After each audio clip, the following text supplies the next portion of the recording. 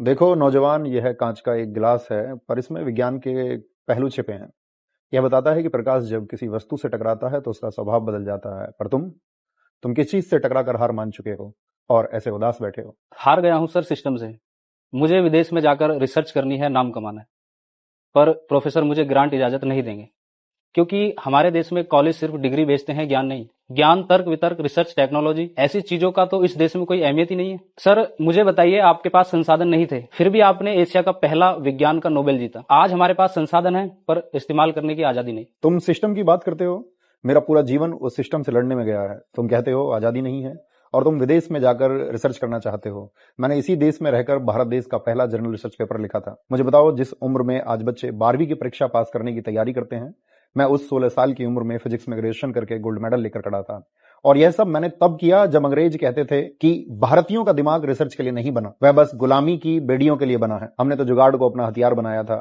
हमने 200 रुपए के उपकरणों में वह सत्य खोजा जिसे दुनिया के सबसे अमीर देश नहीं खोज पाए थे। मुझे बताओ, मेरे स्वतंत्र भारत ने मेरी उम्मीदों पर क्या किया?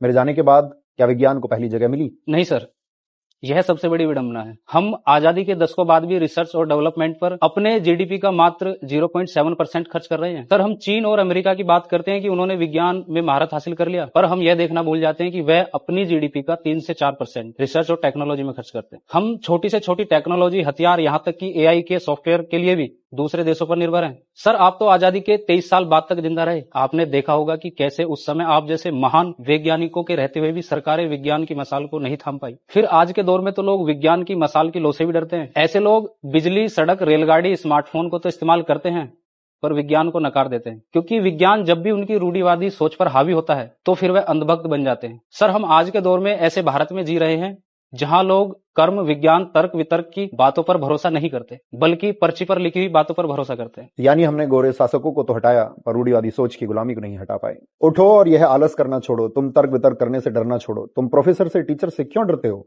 तुम अपनों से सवाल करने से क्यों डरते हो? याद रखो, दुनिया ने मुझे इसलिए सम्मान नहीं दिया कि मेरे पास नोबेल पुरस्कार था।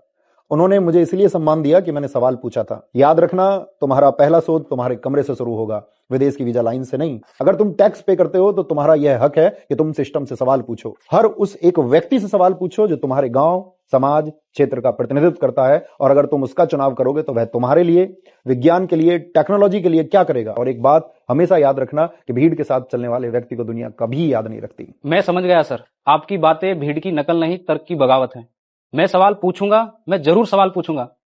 सर आज 21 नवंबर है, आपकी पुण्यतिथि है। मैं वादा करता हूं कि विज्ञान और तर्क की आपकी विरासत को इस देश का युवा मरने नहीं देगा।